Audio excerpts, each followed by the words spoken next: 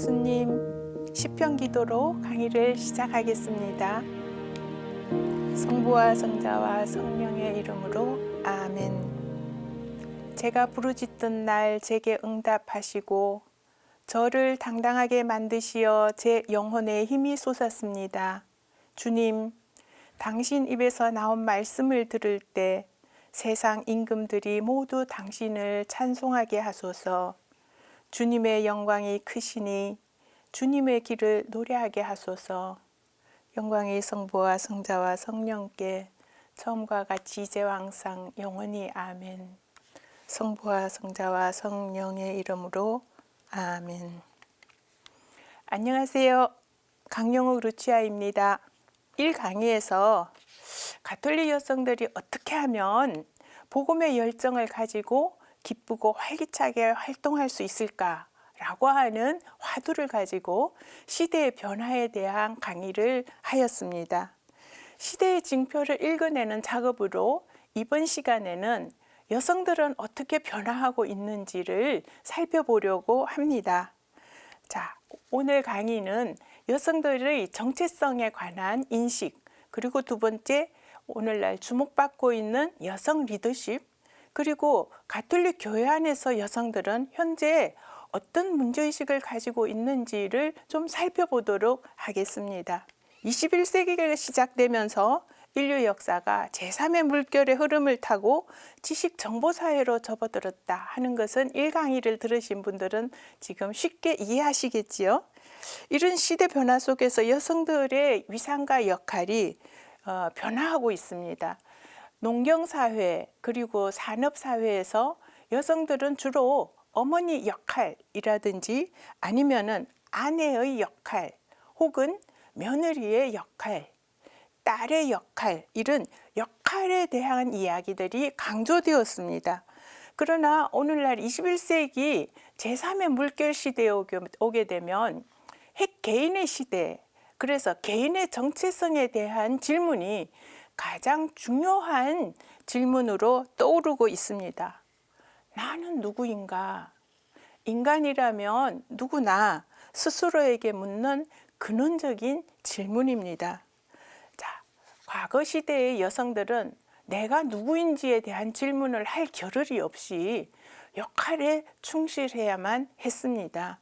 그래서 내가 뭘 좋아하고 내가 가지고 있는 꿈이 무엇이고 이런 것을 실현하는 것이 어떤 면으로는 매우 이기적으로 보이기도 했습니다.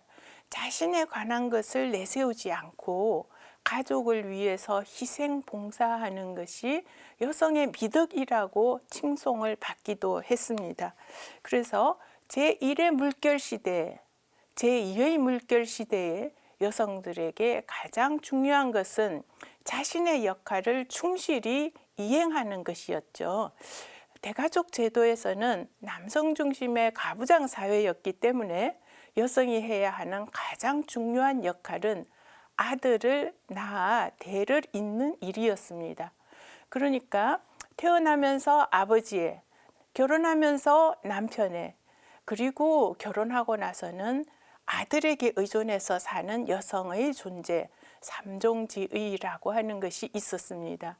그런데 오늘날에 오면 더 이상 여성들이 그런 남성 존재에 의존해서 살기보다는 자신이 누구인지에 대한 질문에 훨씬 더 집중하고 있다는 뜻입니다. 그래서 오늘날 변화한 여성들은 자신의 역할보다는 자신의 정체성을 훨씬 더 소중하게 혹은 중요하게 생각한다.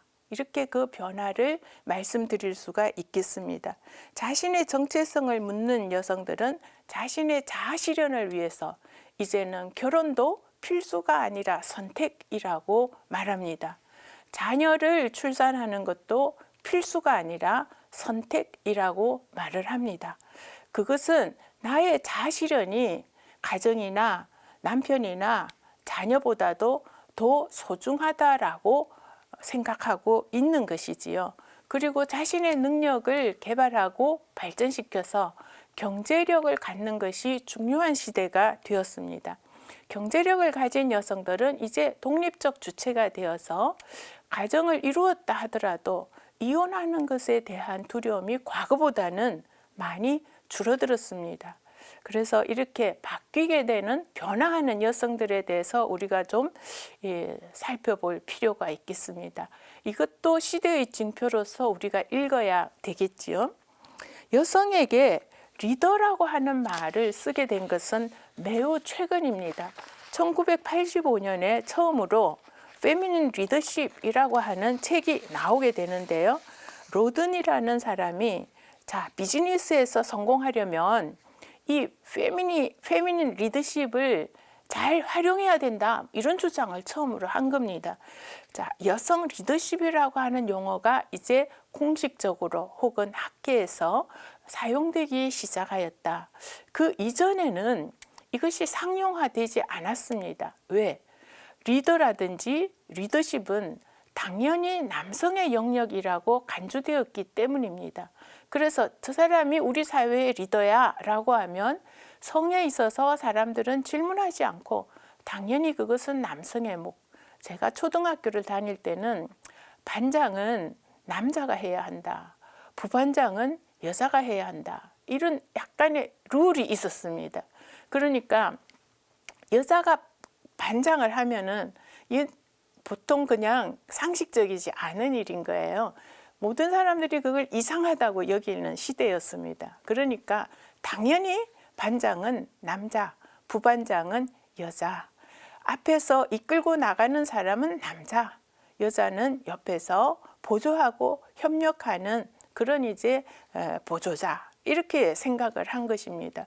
그것이 상용화되었는데 1980년대에 들어서서 여성이 리더를 해야만 경제 성장에 도움이 된다, 이런 이론들이 나온 거예요. 그러니까 얼마나 이것이 새로운 개념이었는지 좀 인식하실 수 있을 겁니다. 여성 리더라고 하는 말이 나오기까지 거의 100년 가까운 역사에서의 여성의 움직임이 있었습니다. 이것을 그 뿌리를 따라서 올라가 보게 되면 제2의 물결 시대인 산업 시대와 맞물려 있습니다. 그러니까 농경 시대, 대가족 제도, 남성 중심의 가부장 사회에서 여성들은 언제나 남자의 옆에 있는 부수적인, 보완적인 사이드의 존재였습니다. 그러니까 자신의 존재를 입증하려면 반드시 아들을 낳아야만 하는 것이 그 시대 농경사회의 여성의 운명이었던 것이죠.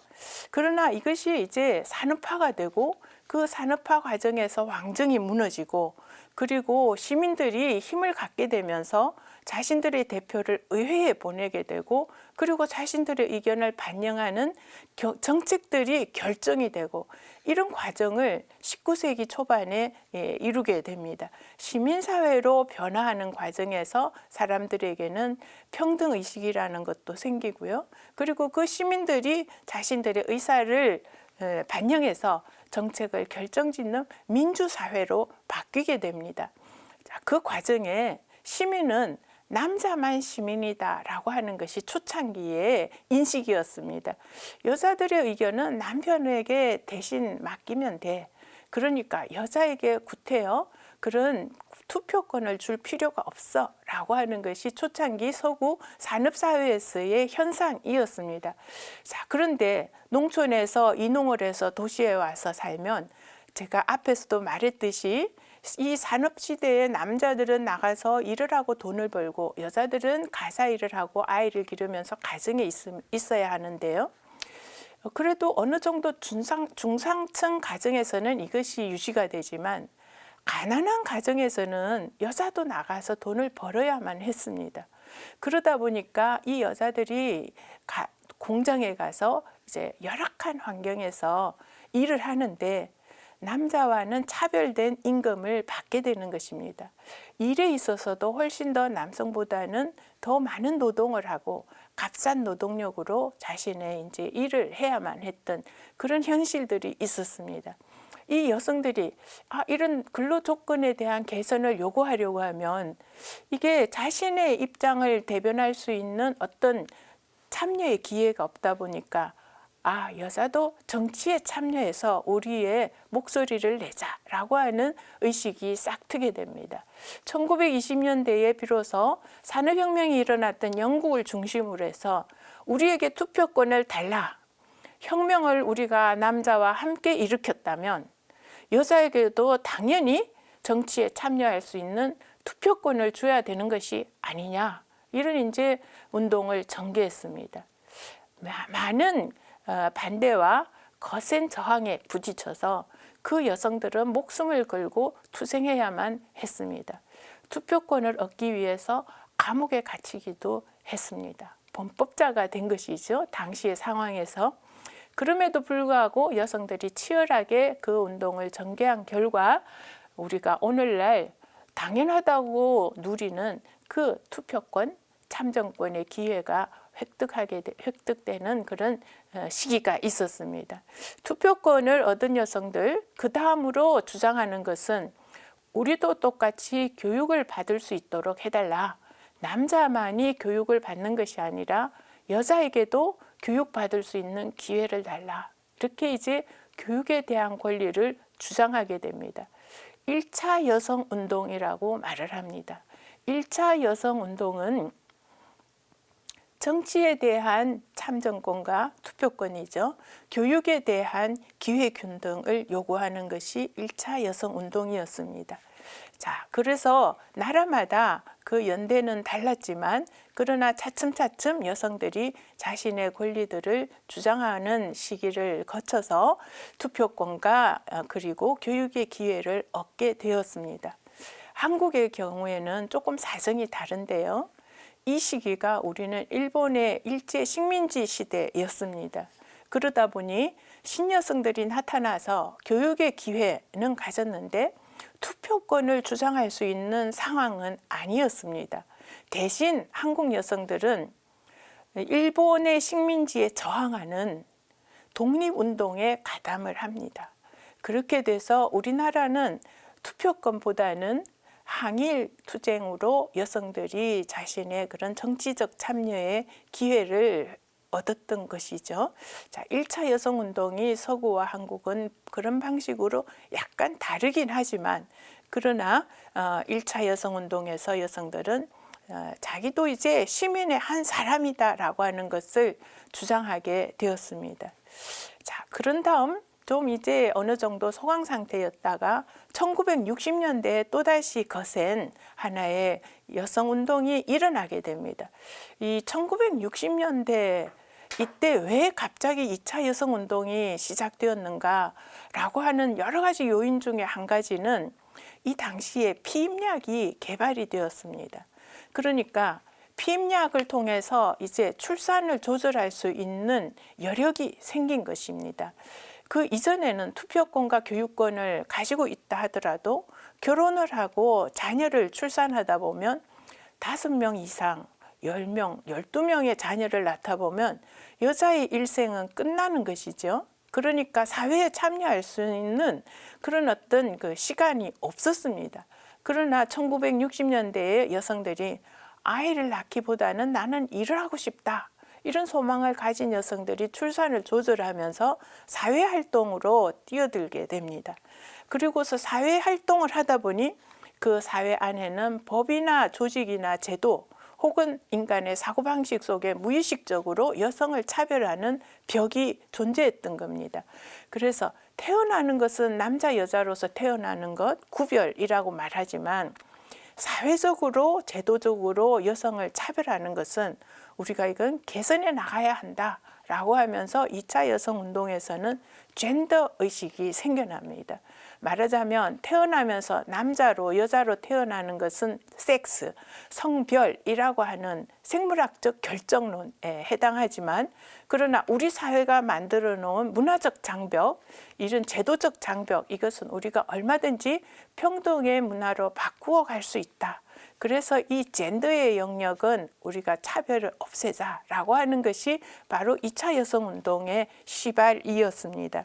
점차 여성들은 사회, 경제, 정치에 동등하게 참여할 수 있는 방향으로 그 흐름을 이어갔고 이러한 것이 2차 여성운동이라고 말할 수 있습니다. 1차 여성운동과 2차 여성운동의 그 흐름을 이어받아서 이제 1980년대에 오게 되면 여성 리더십이라고 하는 새로운 개념이 나타나게 됩니다. 자, 여성 리더십이라고 하는 개념을 우리가 그 후 배경을 살펴보면 첫 번째 강의에서 이야기했던 사회적 환경의 변화, 말하자면 제3의 물결, 수직 구조가 해체되고 수평 구조로 전환하는 전 세계적인 새로운 물결의 바람이 여성을 리더로서 만들어가는 하나의 배경으로서 작용하고 있다. 농경사회, 산업사회를 주도하던 가부장 사회의 남성 리더십이 이 제3의 물결의 변화된 사회 환경에서는 좀 비효율적인 거예요. 수평사회에서는 함께 소통하고 대화하고 협력해서 그리고 새로운 비전을 창출해내야 하는데 항상 중심에 있었던 남성들은 명령하는 것에는 익숙하지만 다른 사람들과 협력하면서 공동의 비전을 만들어내는 데 있어서는 좀 더 미숙했던 겁니다.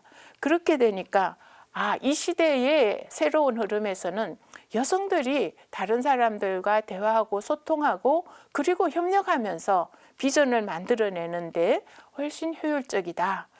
부드러운 리더십과 감성 리더십이라고 하는 것이 이 시대의 리더십의 구성 요소이다. 남의 말을 잘 들을 줄 아는 경청의 능력. 여러분 생각해 보십시오. 경청의 능력에서 누가 더 잘할 수 있겠습니까? 늘 명령하던 사람들은 독백에 가까운 말을 합니다. 다른 사람들이 말하는 것을 잘 안 듣습니다. 말하기 좋아하는 사람은 내가 말해야 주인의식이 생기지 남의 말을 듣는 것은 무엇인가 내가 그 명령을 따라야만 할 것 같은 종속적 위치라는 생각을 하기 때문에 그 경청을 하는 것이 대단히 어렵습니다. 그러나 항상 명령을 받던 사람은 어떻습니까? 그걸 잘 들어야만 그 사람이 시키는 일을 잘할 수 있지 않습니까? 그러니까 중심에 있던 사람보다는 주변에 있던 사람이 훨씬 더 경청을 하는 데 있어서는 그 능력이 더 뛰어날 수밖에 없었습니다. 자, 남성과 여성을 놓고 볼 때 말을 주로 하는 사람은 남성이었고 명령을 주로 하던 사람, 남들을 이끌어가던 사람들이 남성이었기 때문에 여기서 이제 문제가 생긴 것입니다.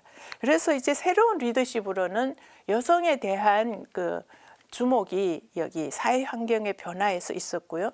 다른 한편으로는 여성들 스스로의 자각, 1차 여성운동과 2차 여성운동을 통해서 여성들 스스로가 나도 인간이다. 남자와 차별받는 나의 처지를 개선해야 한다라고 하는 자각이 생겨난 것입니다. 그리고 여성들 스스로 사회에 참여하고 기회균등을 주장하고 그리고 스스로 주체성이 싹트게 되는 이 페미니즘의 물결을 타고 여성의 의식이 바뀌게 된 것입니다. 외부 요인이 바뀌었고 여성들 스스로의 의식이 바뀌었기 때문에 이 두 가지가 합쳐지면 어떻게 되겠습니까? 21세기 수평사회의 새로운 흐름 속에 여성들은 자신의 역량을 발휘하면서 여성 리더십을 이제 돋보이게 되었습니다. 자, 우리가 2000년을 전후해서 한번 생각해 보시면 세계 각국에서 어떤 여성들이 어떻게 우리 사회를 이끌고 나가는지 그 예들을 좀 살펴보실 수가 있을 겁니다. 자, 그리고 그 이전 시대에는 여자가 리더가 되는 것이 불편하고 그리고 뭔가 이상했는데 지금 시대에는 우리가 여성이 리더가 된다고 해서 이상하게 생각하지 않습니다. 그러니까 오히려 각 나라마다 사회가 균형적으로 발전하고 민주적이고 평등한 사회를 이루기 위해서는 어떤 조직이든 그 조직 내에서 여성의 비율이 30% 이상은 되어야 한다라고 하는 여성 할당제가 확립이 된 것은 이미 20여 년 전의 일입니다. 2000년대에는 아예 법제적으로 여성은 적어도 그 조직의 30% 이상을 차지해야만 거기에는 차별의 문화를 줄여갈 수 있다라고 하는 것이 하나의 규칙으로 형성이 됩니다. 우리가 이제 학술 발표에서 뭔가 발표를 하거나 토론을 할 때 그 구성원을 짤 때 늘 고려하는 점이 여기에 여성학자는 몇 프로가 포함이 되어 있는가 하는 것을 항상 체크를 합니다. 말하자면 성마다 비율을 맞추는 것이지요. 그리고 이것은 이제 하나의 평등 지수에도 반영이 됩니다. 고위공직자 중에 여성의 비율이 우리나라는 여전히 낮습니다. 그래서 남녀 평등 지수에서 국제적으로 우리나라는 여전히 좀 상위권에 들어가기가 어렵습니다. 이것은 바로 새로운 사회로 진입하는 데 있어서 얼마나 여기가 평등한 사회이고 그리고 여성에 대한 차별이 없는가라고 하는 것의 하나의 지표로서 사용하기 때문입니다. 21세기 사회에 오게 되면 이제 여성 리더십이 그만큼 중요해지는데요. 이 여성 리더십이라는 것도 처음 생겨나면서 변화 과정을 겪고 있습니다. 그 변화 과정을 좀 여러분에게 소개해 드릴까 합니다. 1980년대 여성 리더들은 상당히 남성화 경향을 보여줍니다. 말하자면 내가 리더가 되려면 남성들처럼 똑똑하고 그리고서 강력하고 카리스마가 넘쳐야 해. 그래서 제가 대학을 다니던 시절에 그 동료 친구들은 담배를 많이 피웠습니다. 말하자면 내가 이 사회에 있어서 주역이 되려면 남자한테 내가 꿀리면 안 돼. 그러니까 담배도 잘 피워야 되고 술도 잘 마셔야 돼. 마치 술을 잘 마시는 것이 자신이 가지고 있는 남성적 역량을 뽐내는 것처럼 생각되던 시절이었습니다. 제가 70년대 말에 대학을 다녔기 때문에 70년대, 80년대 당시 이 여성들 또 여성 리더십 그리고 이제 여성주의 이런 것들을 당시에 배울 수가 있었고 주변에서 그런 사람들을 많이 만날 수가 있었습니다. 그래서 그 특징이 바로 슈퍼우먼의 경향입니다. 제가 이제 인천에 있는 간석 본당에 초대를 받아가서 신부님이 우리 본당의 여성 리더들을 좀 여성 지도자들 교육을 해달라 이런 부탁을 받은 적이 있습니다. 그래서 본당에 가서 이제 그 여성 리더 교육을 거의 한 2달간 했던 것 같습니다. 매주 가서 한 2달간 이제 그 프로그램 8주 프로그램을 진행을 했는데요. 본당 신부님께서 저에게 그러시는 거예요. 루시아 씨는 담배도 안 피우고 술도 안 마시고 그래서 나 참 좋아요. 보통 다른 여성 리더들 제가 초대해서 강의를 맡겨보면 너무 사람들이 좀 이렇게 강해서 좀 그랬는데 좀 다르네요. 이렇게 말씀을 하시는 거예요. 그러니까 좀 제가 예외적이었던 것이죠. 사실 저는 좀 술도 못하고 담배도 못하고 성향상 내향적이고 내성적이고 좀 그런 기질이다 보니까 잘 이렇게 남에게 드러나는데 어려움을 겪습니다. 그런 모습이 아마 신부님이 보시기에는 당시에 이제 이런 여성 리더들과 접촉하면서 좀 다르게 보였던 것 같아요. 1990년에 학계에서 무슨 논의가 많았는가 하면 여성들이 남자와 똑같이 그러고 있는 것은 지금 시대의 여성 리더로서 적합하지 않다. 오히려 여성은 여성만이 가지고 있는 특별한 자질, 섬세함, 또 남을 돌봄 이런 능력을 개발해서 그것을 리더십에 적용을 시키는 것이 지금 이 시대에는 훨씬 더 바람직하다라고 하는 이제 이론들이 먼저 나왔습니다. 그리고서 그것이 2000년대에는 많은 그런 여성적 특성을 가진 감수성이 강한 사람들이 리더로서 활약하는 것이 돋보였습니다. 그래서 그 여성 리더를 볼 때 남성화된 여성 리더보다는 여성적인 여성 리더들이 더 이제 그 긍정적인 평가를 받는 시대가 바로 2000년대 여성 리더십이었습니다. 그것이 지나서 지금 현재 2020년대에 오게 되면 새로운 논의들로 접어들어서 그 사이에 남성 여성을 구분하던 시대가 이제는 지나가고요. 개인의 시대, 개인을 중심으로 보는 성향이 강해집니다. 그래서 지금 현재 논의되고 있는 여성 리더라고 하는 것은 그 여성이 여성적이냐 남성적이냐를 따지지 않습니다. 사람이 누구나 자신의 개인적인 특성을 가지고 있죠. 그러니까 지금은 그 사람이 내향성을 가지냐 아니면 외향성을 가지느냐 하는 것이 더 리더를 결정하는 데 있어서 그 사람을 중요하게 보는 요소입니다. 내향성을 가진 사람은 그 내향적인 면을 잘 살려서 남을 더 배려하고 보살필 줄 아는 섬세한 감수성을 가진 리더로서 활약을 하고요.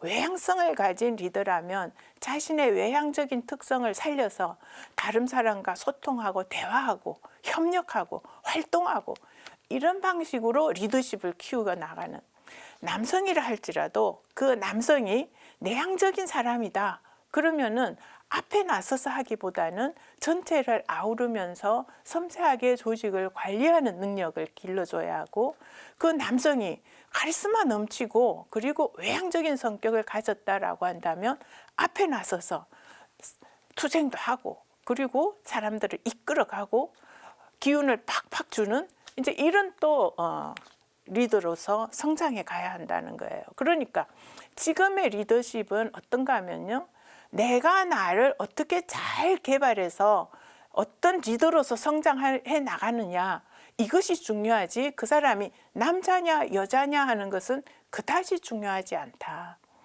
그래서 지금의 중요한 리더십은 셀프 리더십이 먼저여야 한다. 내가 다른 사람의 리더가 되는 데 있어서 내가 나 스스로를 어떻게 잘 리드할 줄 아느냐라고 하는 덕목을 갖춘 사람이라야 다른 사람을 리더할 수 있다는 것이죠. 그러니까 개인의 특질을 잘 살펴보는 것, 그래서 그 개인의 특성을 잘 살려나가는 것, 자기 자신을 관리할 줄 아는 사람, 내가 세워놓은 규칙에 충실한 사람, 내가 스스로 나를 잘 관리하면서 그리고서 다른 사람들을 성숙한 상태에서 만나도록 나를 준비시키는 사람, 자기 수련의 과정이 필요하다. 어린아이의 특성을 가진 사람은 다른 사람의 리더가 될 수 없다.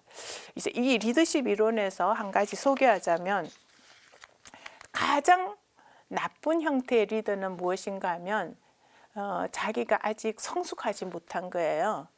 어린아이의 상태에 머물러 있는 사람, 자기 수련이 되어 있지 않은 사람, 그 사람이 이제 윗자리에 있을 때 가장 문제가 심각합니다. 왜? 그 사람은 자기가 책임지지 않습니다. 그리고서 일이 잘못되었을 때 항상 그 탓을 아랫사람에게 책임을 전가를 해요.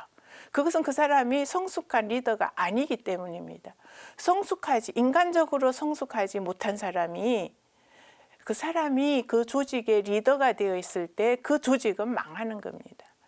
그래서 우리가 리더를 뽑을 때, 리더라고 말을 할 때 다른 사람에게 어떻게 좋은 영향력을 행사할 수 있느냐, 미칠 수 있느냐, 그 사람은 먼저 자기 자신을 잘 성숙시켜야만 되는 것이죠. 자기 자신을 잘 수련하고 갈고 닦아서, 그래서 그 사람이 좀 성숙한 어른이 되었을 때 그런 사람들이 모여 있는 집단은 서로가 서로와 함께 협력하면서 시너지 효과를 내게 됩니다.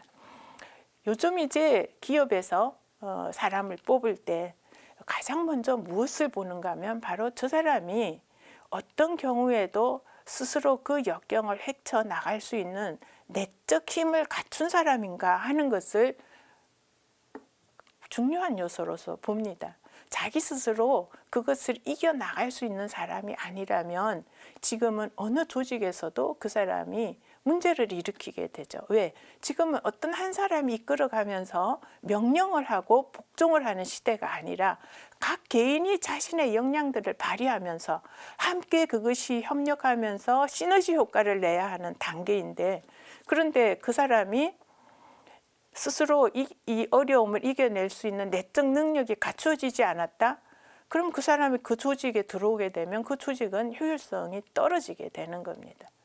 그래서 지금은 학벌이 중요하거나 이게 아니라 저 사람이 얼마나 자기 스스로 능력을 갖추고 있느냐, 특히 어려운 상황에서 그것을 극복해낼 수 있는 내적 능력을 갖추고 있느냐, 이걸 이제 인문학에서 역경지수라는 말을 쓰기도 합니다. 저 사람의 역경지수가 얼마나 높으냐, 그 스스로 어려움을 이겨낼 줄 아는 사람이라야 지금은 다음 단계의 리더로서 성장할 수 있는 것이죠. 자, 2020년대에 들어오게 되면 이처럼 리더십에 관해서 우리가 이야기할 때 다양성을 이야기합니다. 그 다양성, 2020년대 여성 리더십에 대해서 우리가 조금 핵심 개념으로 정리를 해보면요. 일단 개인의 시대에 접어들었기 때문에 남녀의 차이보다는 개인의 역량이 중요하다. 개인의 역량을 스스로 쌓아야만 되는 것이고 그 개인의 역량을 쌓는 데 있어서 중요한 요소 중에 하나는 얼마나 어려움, 역경을 잘 이겨낼 줄 아는 내적 힘을 갖추고 있느냐 하는 것이 그 사람의 품성을, 자질을 결정하게 됩니다. 그래서 핵개인의 시대에 지금은 개인의 역량을 스스로 쌓아가는 것이 매우 중요한 시대이다. 두 번째는 서로가 서로에게 영향력을 미치면서 리더십이 생기는데 그 선한 영향력을 어떻게 행사할 수 있겠는가? 자, 여러분, 선한 영향력을 행사하려면 그 사람이 선한 사람이라야 됩니다. 그래서 옳은 일, 좋은 일, 영어에서 말하는 good, 우리가 이것을 성경에서 말할 때는 하느님 보시니 참으로 좋았더라. 히브리어의 토브. 그것은 이제 좋다라는 뜻인데 그 좋다라는 뜻, 그 이면에 함께 가지고 있는 것은 선하다는 뜻입니다. 좋은 영향력을 미칠 수 있는 사람, 선한 영향력을 미칠 수 있는 사람. 이건 다시 우리가 좀 성경의 개념으로 바꾸어서 이야기하면 다른 사람을 위해서 헌신할 줄 아는 사람. 이게 이제 선한 영향력입니다. 바로 그런 특성을 쌓아가는 것이지요. 그리고 다양성입니다. 다양성이라고 하는 것은 개인의 성향에 따라서도 달라지죠. 서로 다른 성향들이 모여서 시너지 효과를 낼 수 있어야 되는 것입니다. 모두가 외향적이다. 문제가 생겨요. 한 사람은 앞장서고 한 사람은 뒤에서 이렇게 도와줘야지 되죠. 다 앞에서 나서면 그 조직 망합니다. 그러니까 누군가는 나서야 하고 누군가는 수습해야 하고 누군가는 리스크 관리해야 하고 누군가는 치고 나가야 하고 이런 것들이 이제 함께 어우러지면서 거기에서는 리더십이 상호 영향력으로 성장하게 되죠. 자, 또 한 가지는 지금의 AI 시대죠. 그렇다라고 한다면 인간의 지능보다 우수한 이 AI의 기술 어떻게 활용할 것인가? 이 AI 기술을 좋은 일에 사용하면 이것은 아주 좋은 결과를 낳겠지만 나쁜 일에 사용하면 이것은 인류를 재앙으로 몰아넣게 될 겁니다. 제4차 산업혁명 앞에서 토론이 많이 이루어지고 있는데요. 이 기술이 앞으로 인류 사회를 디스토피아로 만들 것인가, 유토피아로 만들 것인가. 말하자면 이 기술이 우리 사회를 더욱더 좋은 사회로 만들어 갈 것인가, 아니면 지옥으로 떨어뜨리게 될 것인가, 인간을 망가뜨릴 수 있을 것인가에 대한 토론이 끊임없이 지금 현재 바깥 사회에서는 이루어지고 있습니다. 자, 여성 리더십이 시대별로 좀 다양한 형태를 이루고 있다 하는 것을 좀 이해하셨나요? 자, 이건 방향에서 우리가 바깥 사회의 시대적 징표들을 쭉 읽어왔습니다. 자, 이런 여성 이슈에 대해서 그러면 가톨릭 교회는 그동안 어떻게 다루어 왔나 하는 것을 마지막으로 좀 말씀드릴까 합니다. 교회 안에서도 여성 리더에 관해서 이야기가 처음으로 나온 것은 1984년 200주년 사목회의 의안입니다. 200주년 사목회의 의안이라고 하는 것은 당시 1784년 천주교가 한국에 처음 전래되고 200년이 지나서 200주년을 기념하면서 한국 가톨릭 교회에 대한 전반적인 사목의 방향을 이제 토론해서 좀 설정한 의안입니다. 200주년 기념하는 사목회의 때 이미 평신도 의안에 보게 되면 여성의 참여의식, 사회 참여의식이 높이기 위해서는 여성의 지도력이 인정되어야 한다. 여성의 지도력이 충분히 발휘될 수 있도록 교회는 여성 평신도의 지위를 더 향상시켜 나가야 한다라고 평신도 의안에 기록이 되어 있습니다. 아주 일찌감치 여성 지도력의 중요성을 알아보게 된 것이지요. 그리고 나서 2005년 천주교 주교회의 여성소위원회에서 한국 천주교의 여성 사목 방향 정립을 위한 의식조사 결과 보고서라는 것이 나오게 됩니다. 저도 사실 이때 이 작업에 좀 참여하면서 함께 일을 진행한 바가 있는데요. 거기에서 보고서에서는 무엇이라고 진단을 하는가 하면 여성 신자의 비중이 앞으로 점점 더 커질 것인데 여성에게 지도자로서 활동한 기회와 여건을 평등하게 제공하지 않는 기존의 구조를 개선해 나가야 한다. 이런 이제 그 보고서가 있습니다. 이제 당시 저도 이제 이 보고서를 만드는 일에 참여를 했고 또 중견사제 연수라고 하는 것이 서울대교구 안에 있는데 본당 신부님들이 대부분 이제 중간에 안식년처럼 지내시면서 그 교육을 받는 프로그램이었어요. 그래서 저도 이제 그 교육 프로그램에 강사로서 간 적이 있습니다. 몇 년 동안 그 중견사제 프로그램에 여성에 대해서 좀 이야기하라 이런 이제 요청을 받고 참여를 했습니다. 당시에 제가 이제 본당 신부님들께 이런 제언을 했어요. 여성 사무위원들을 앞으로 좀 뽑으셔야 되고 여성의 비율을 적어도 바깥 사회에서는 30% 이상 할당제라는 것이 지금 현재 시행되고 있으니 교회 안에도 여성의 비율을 30% 이상 본당 임원들의 참여를 시켜야 합니다. 이렇게 말씀을 드렸어요. 그랬더니 본당 신부님 한 분이 웃으시면서 루시아 씨 그거 잘못 아셔서 그렇게 말하는 거예요. 본당에 와보면 그렇지 않아요. 무슨 말씀이신가요? 본당 사무회장은 남자를 먼저 세워놔야 돼요. 그리고 사무위원들을 남자로 구성을 해야 됩니다. 그렇게 세워놓으면 그러면 그 부인들이 와서 일은 다 해요. 그러니까 남자들은 사무위원이라는 뭐 이렇게 이름이라도 하나 안 주면 아예 본당이 안 나와요. 그런데 남자들에게는 사무위원이라고 하는 그럴듯한 명분을 주면 본당에 와서 열심히 일을 합니다. 그리고 실제로 본당의 많은 일들은 그 부인들이 와서 다 하기 때문에 어차피 그 부인은 그 자매님은 와서 본당에서 일하고 또 남성 신자들도 위원으로서 와서 또 일을 하니까 그렇게 본당을 돌리는 거지 여성을 사무위원으로 세우게 되면 남자들이 기분이 나빠서 본당에 안 온답니다. 이렇게 설명을 하셨어요. 그래서 본당에서 지금은 신부님 그렇지만 아마 그 당시는 이제 주로 50대, 60대가 주축이었습니다.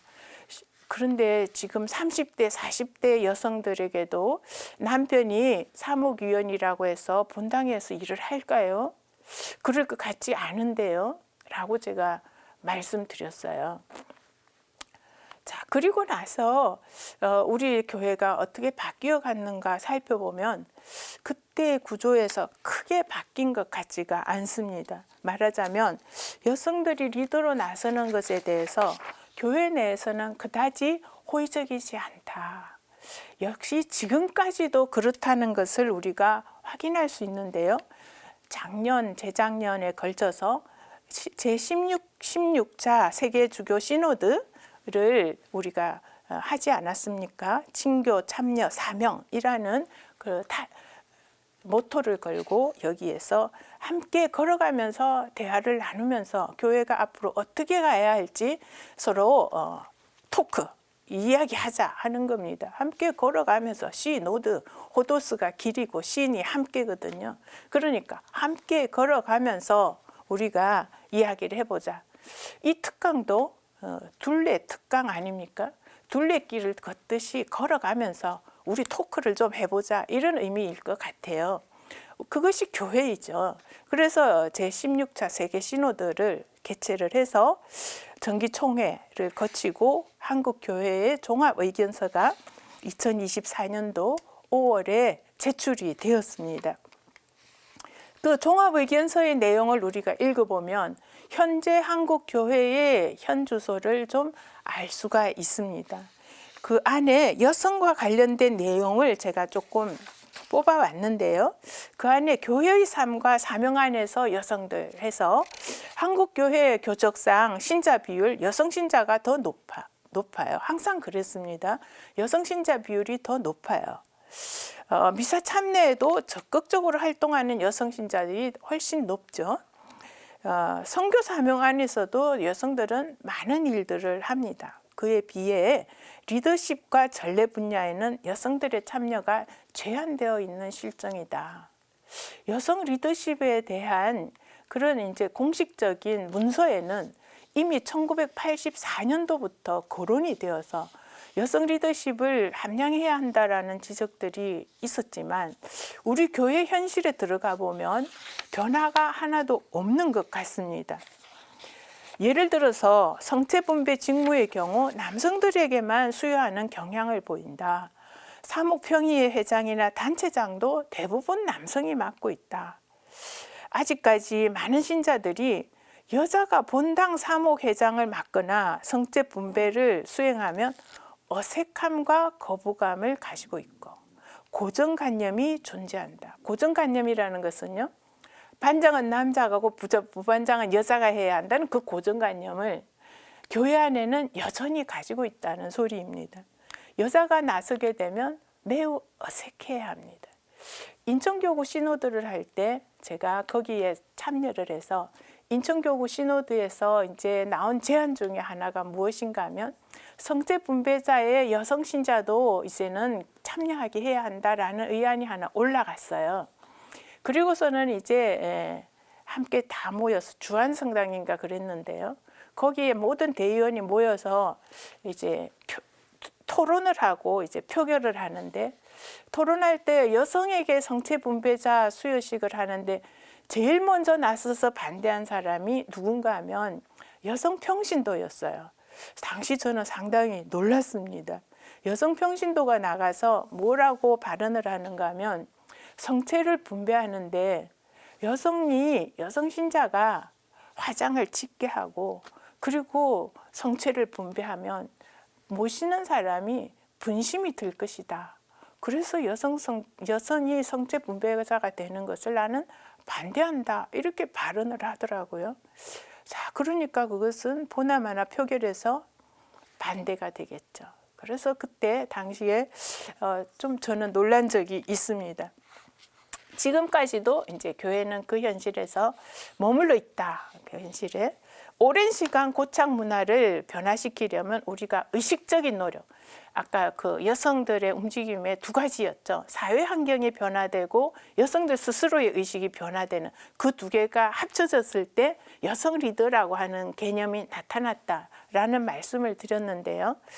그러려면 우리가 교회 내 의식적인 노력이 필요하다. 구체적으로 본당 평의회 회장을 남자, 여자 2명으로 선발해서 교차로 활동하게, 이제 과도기적으로 교차로 활동하게 하든지 여성들이 리더십을 맡는 경험과 문화를 늘려갈 필요가 있다. 교회 기관에서부터 리더십 영역에 여성들을 적극적으로 고용하고 권한을 부여할 필요가 있다. 이렇게 이제 개선 사항에서 지적하고 있습니다. 실제로 프란치스코 교황님은 이런 일을 실행에 옮기셨어요. 그동안 많은 영역에서 여성들의 참여가 제한되었던 그런 이제 역할에서 여성들에게 많은 부분 기회를 주었습니다. 자, 변화는 한 번에 되지는 않죠. 조금씩 그 시간의 흐름 속에서 변화되어 가는 과정이 있습니다.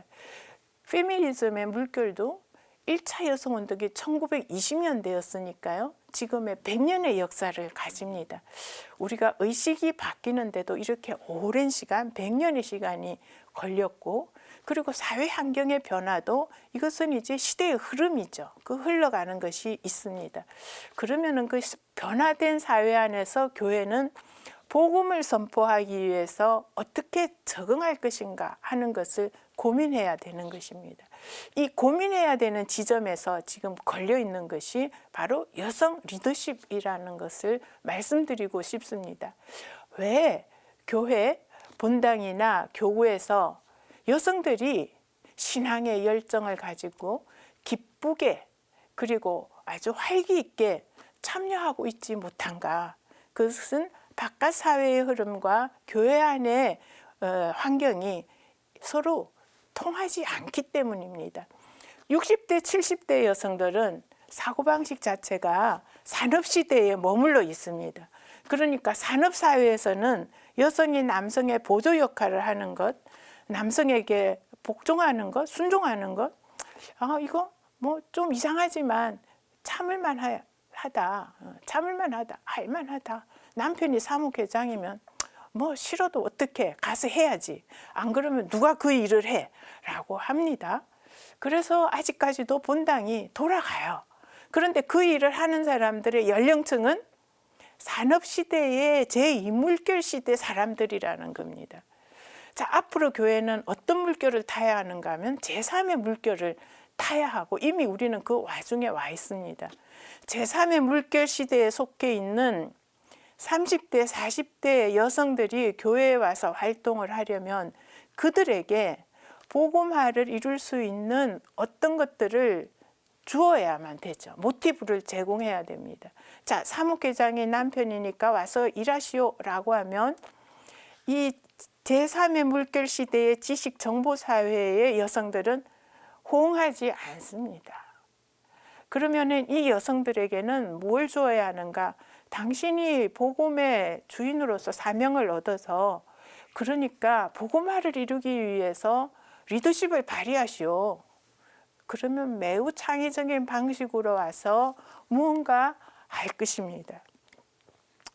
자, 그래서 교리교사직, 시종직, 독서직의 그 교회적 직무와 더불어서 가난한 사람들을 위한 직무, 가정사목을 동반할 수 있는 직무, 경청과 동반의 직무 등 전반적인 영역의 여성들의 참여의 폭을 확대하면서 그 여성이 자신의 신앙을 리더십을 가지고 발휘할 수 있는 기회를 열어주어야만 되지요.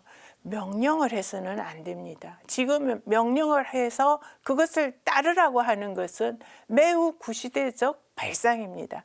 자, 당신이 복음의 의미를 이렇게 깨달았다면 그러면 우리 동네에 있는 가난한 사람들을 위해서 무엇을 하면 좋겠습니까? 라고 서로 토크를 해야 되는 거죠.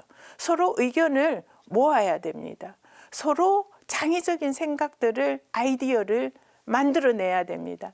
그 생각들을 가지고 자, 그럼 우리 같이 한번 해봅시다. 이렇게 하게 되면 그 여성은 열심히 아마 할 것입니다.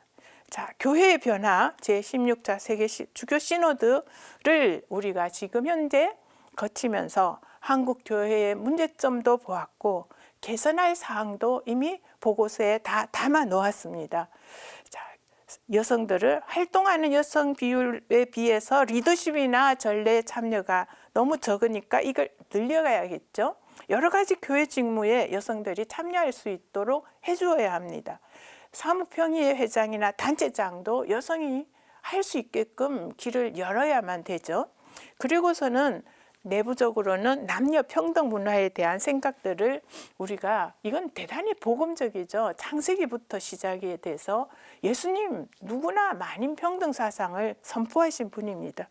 구원에 있어서 또 유대인도 이방인도 없으며 남자도 여자도 없다. 자유인도 종도 없다. 갈라디아서 3장 28절의 그 구절을 한번 생각해 보십시오. 복음이라고 하는 것은 남자의 역할, 여자의 역할을 구분하는 것이 아니라 하느님 앞에 누구나 하느님의 자녀로서 소중한 존엄한 존재이다 하는 것을 선포하는 게 복음의 아주 기본적이고 핵심적인 메시지입니다. 그런데 왜 교회 안에 여성이기 때문에 제한을 받아야 하고 남자보다도 종속적인 위치에 있어야 하는지 이것은 복음에도 위배되는 사항이라고 할 수 있겠습니다. 자, 강의를 마지막 요약해 보겠습니다. 변화하는 여성, 이제 여성들은 역할이 아니라 자기의 정체성을 찾아가고 있다 하는 것을 하나의 시대의 징표로 우리가 좀 읽어낼 수 있어야겠고요. 변화하는 시대 안에서 변화하는 여성들은 오늘날 여성 리더십을 발휘할 수 있게끔 길을 열어주어야만 한다라는 것이 두 번째 핵심 요소였습니다.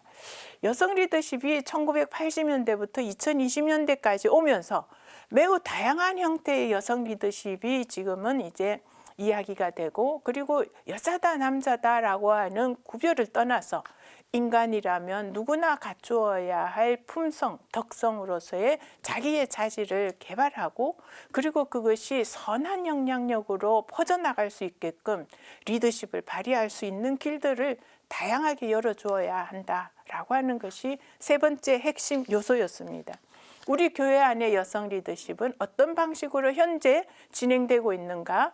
16차 세계 주교 시노드의 문서에 의하면 여전히 교회 안에는 여성들이 리더로서 나서는 것을 매우 좀 이상하게 생각하고 있는 분위기.